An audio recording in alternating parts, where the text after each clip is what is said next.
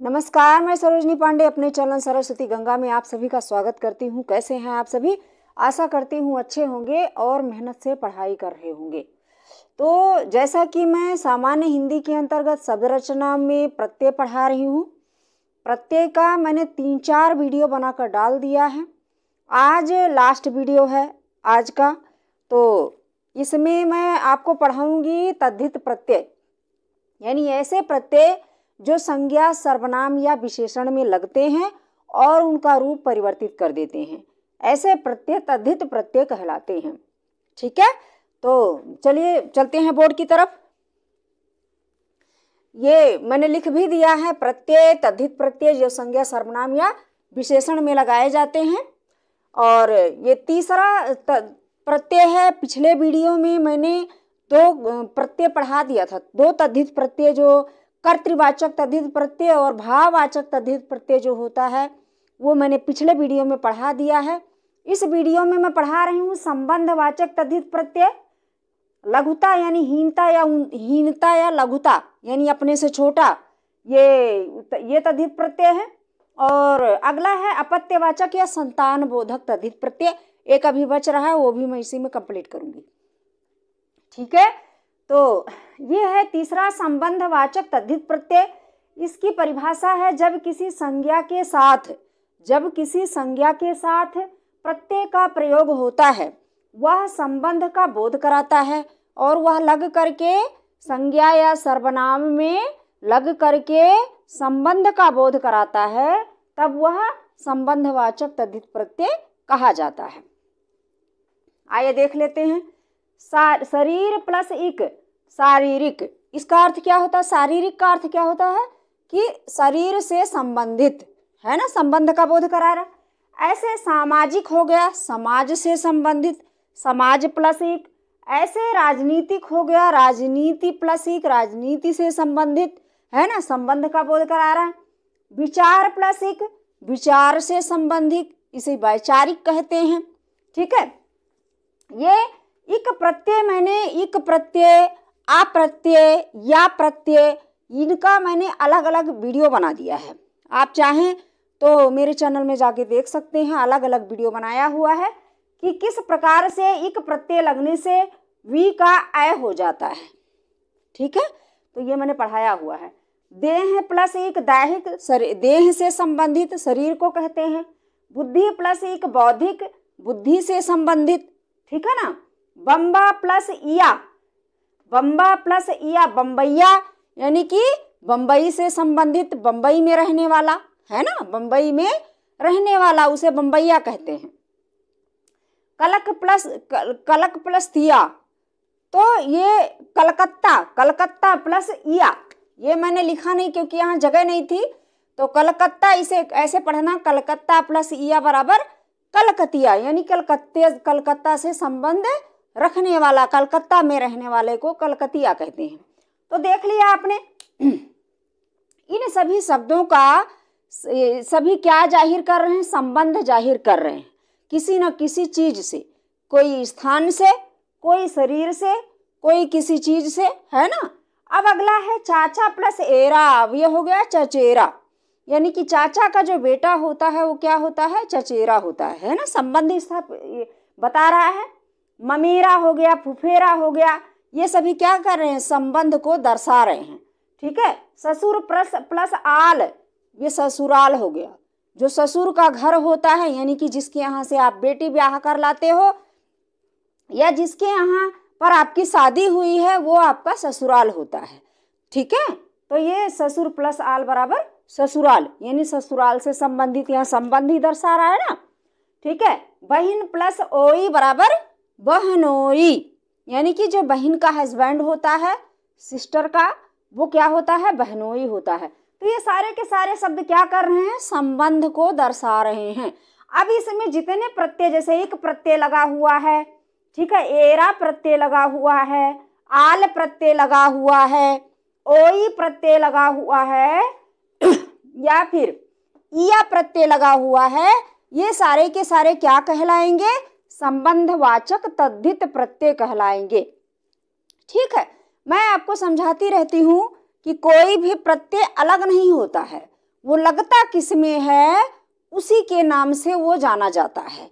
जैसे ये सभी के सभी प्रत्यय क्या हैं, संबंध किसी संज्ञा में लग करके संबंध को दर्शा रहे हैं। जब वो संबंध को दर्शाएंगे तब वह प्रत्यय क्या कहलाएंगे, संबंधवाचक तद्धित प्रत्यय कहलाएंगे। ठीक है, तो ये था। दूसरा है, अगला है ऊनता, हीनता या लघुतावाचक तद्धित प्रत्यय। सॉरी। तो इसमें क्या होता है कि यानी कि अपने से छोटा, अपने से हीन होना चाहिए। ठीक है, जैसे जब किसी संज्ञा के साथ प्रत्यय का प्रयोग किया जाए और वह ऊनता, हीनता माने छोटा, अपने से हीन या अपने से छोटा, ये होता है इसका अर्थ। ऊनता, हीनता, लघुता का बोध कराए तब वह प्रत्यय क्या कहलाता है, लघुतावाचक प्रत्यय कहलाता है, हीनतावाचक प्रत्यय कहलाता है, ऊनतावाचक प्रत्यय कहलाता है। अब देखिए, जैसे यहां समझ लीजिए उदाहरण में, बाबू प्लस उआ। एक बाबू होता है, कहते हैं बाबू बाबू, है ना।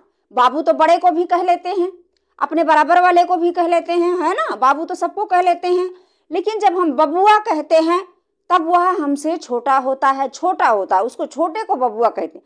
यह हीन दृष्टि से कहते हैं। जैसे कि मायावती और अखिलेश यादव को क्या कहा जाता है, बुआ, बबुआ, है ना। तो बबुआ का मतलब हीनता का शब्द है, अपने से छोटा। आगे समझ में। तो इसमें हुआ प्रत्यय जो लगा हुआ है वो लघुतावाचक प्रत्यय है, तद्धित प्रत्यय, लघुतावाचक तद्धित प्रत्यय है। उसके बाद है खाट। खाट बड़ा होता है। अब इसमें ओला जोड़ दिया तो हो गया खटोला, यानी कि छोटा, एकदम छोटा, है ना। तो ये छोटे का बोध करा रहा है, खटोला। ठीक है, तो ओला प्रत्यय क्या हो गया, लघुतावाचक तद्धित प्रत्यय हो गया। उसके बाद चोटी में या जोड़ दिया तो चोटी होती, एक चोटी होती है गूंथी हुई, एक होती है चुटिया, छोटी सी, है ना। कहते अपनी चुटिया संभालो, तो चुटिया माने छोटी सी। ठीक है, तो यहाँ हीनता का बोध हो रहा है, लघुता का बोध हो रहा है। तो जो या प्रत्यय है ये क्या है, लघुतावाचक तद्धित प्रत्यय है। ठीक है, टोकरा में ये जोड़ दिया, टोकरी हो गया, छोटे का बोध करा रहा है, लघुता का बोध करा रहा है। ठीक है, सांप में ओला जोड़ दिया, सपोला हो गया। एक सांप होता है बड़ा सा, एक सपोला होता है छोटा सा। ठीक है, हीनता का बोध लघुता का हो रहा है। बेटी में इया जोड़ दिया, बिटिया। बेटी हम किसी को भी कह लेते हैं, हर बेटी जो है वो अपने मायके में बेटी ही होती है।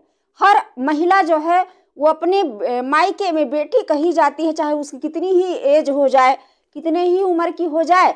लेकिन जो बिटिया शब्द है ये किसी छोटे को कहा जाए, छोटी सी नन्ही सी प्यारी सी गुड़िया को, बिटिया को, उसको कहा जाता है। तो वो अपने से छोटी होती है।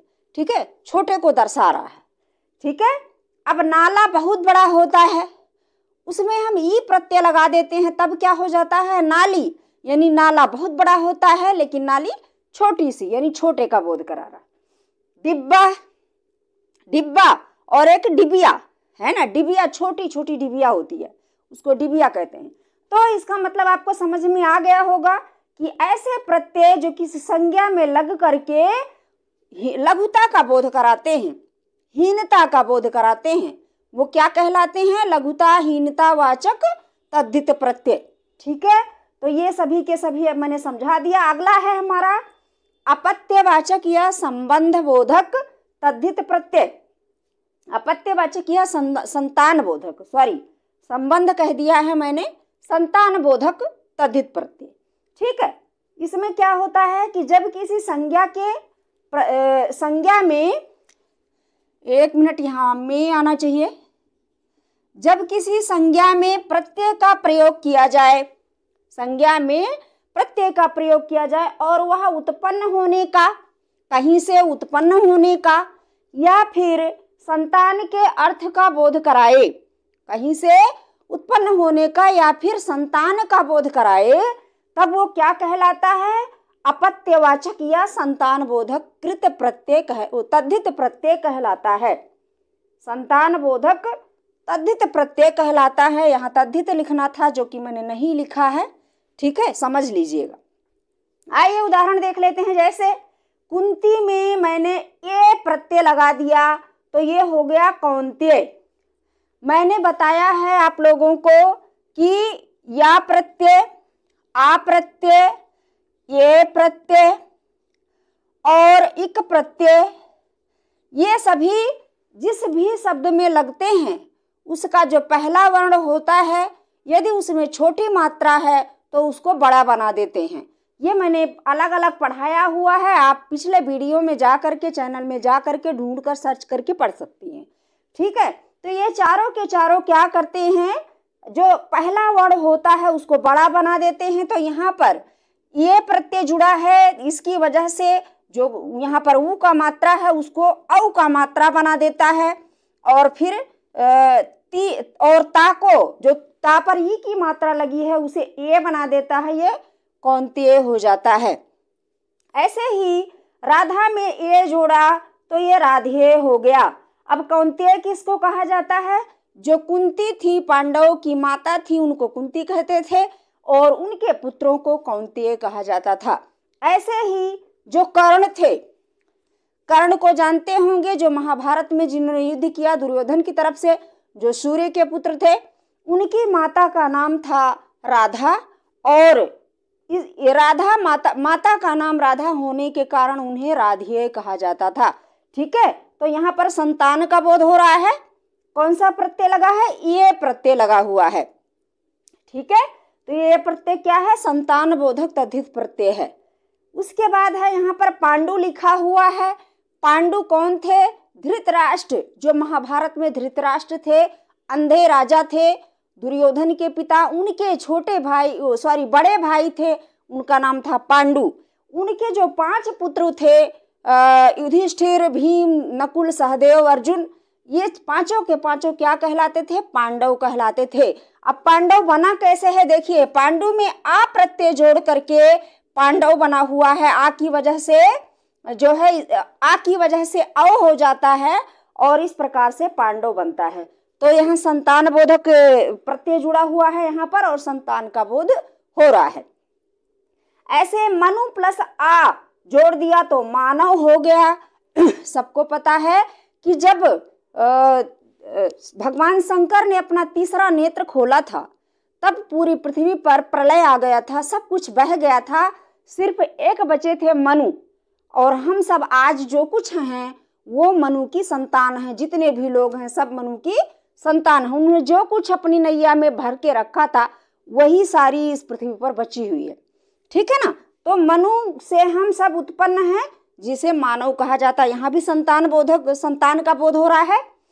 रघु प्लस आ राघव, यानी कि रघुकुल वंशज में जो भगवान श्री राम थे, उनके जो वंशज थे उनका नाम था रघु, और उनके वंशज में भगवान श्री राम का जन्म हुआ और भगवान श्री राम को राघव कहा जाता था। तो इसलिए यहाँ भी संतान का बोध हो रहा है। ठीक है ना। अब मैंने 2 बताया है, एक संतान बोधक, एक उत्पन्न होना। तो पर्वत प्लस ई बराबर पार्वती। पार्वती का जन्म कहाँ हुआ था, कहाँ से हुआ था, पर्वत से हुआ था, हिमालय पर्वत से। वो हिमालय पर्वत की पुत्री थी। ठीक है, तो यहाँ पर उत्पन्न होने का बोध हो रहा है। पार्वती किसकी पुत्री थी, हिमालय पर्वत की। ठीक है, और उसके बाद जनक में ई प्रत्यय जोड़ करके जानकी हो गया। जनक की पुत्री जानकी जी थी, सीता माता। ठीक है, द्रुपद की पुत्री थी द्रौपदी, ई प्रत्यय जोड़ दिया है ना। प्रथा, अब यहाँ प्रथा किसको कहा गया है, प्रथा कहा गया है कुंती को। माता जो कुंती थी, पांडवों की जो माता थी, उनको, कुंती को प्रथा कहा जाता था। और जब उसमें हम आ जोड़ देते हैं तब पार्थ हो जाता है। ठीक है, यदि यहाँ छोटा ऊ का मात्रा होता तब पार्थ हो जाता, लेकिन यहाँ पर छोटा ऊ का मात्रा नहीं है, इसलिए ये पार्थ हो जाएगा। भगवान श्री कृष्ण जब महाभारत में अर्जुन से बात कर रहे थे, उन्हें समझा रहे थे, तो बार बार यही कहते थे, हे पार्थ, हे पार्थ। तो पार्थ का मतलब होता है कुंती के पुत्र। ठीक है, तो मुझे लगता है, और वसुदेव, वसुदेव श्री कृष्ण के पिता का नाम था, और उसमें आ जोड़ करके उन्हें श्री कृष्ण को वासुदेव कहा जाता था। तो इस प्रकार से ये सभी के सभी क्या हैं, संतान बोधक शब्द हैं, जो जिसमें ये प्रत्यय लगा हुआ है और आ प्रत्यय लगा हुआ है, ई प्रत्यय लगा हुआ है। इस प्रकार से ये सभी प्रत्यय मिल करके संतान बोधक शब्द की उत्पत्ति करते हैं, संतान बोधक शब्द बनाते हैं। तो ये सभी सब प्रत्यय क्या हैं?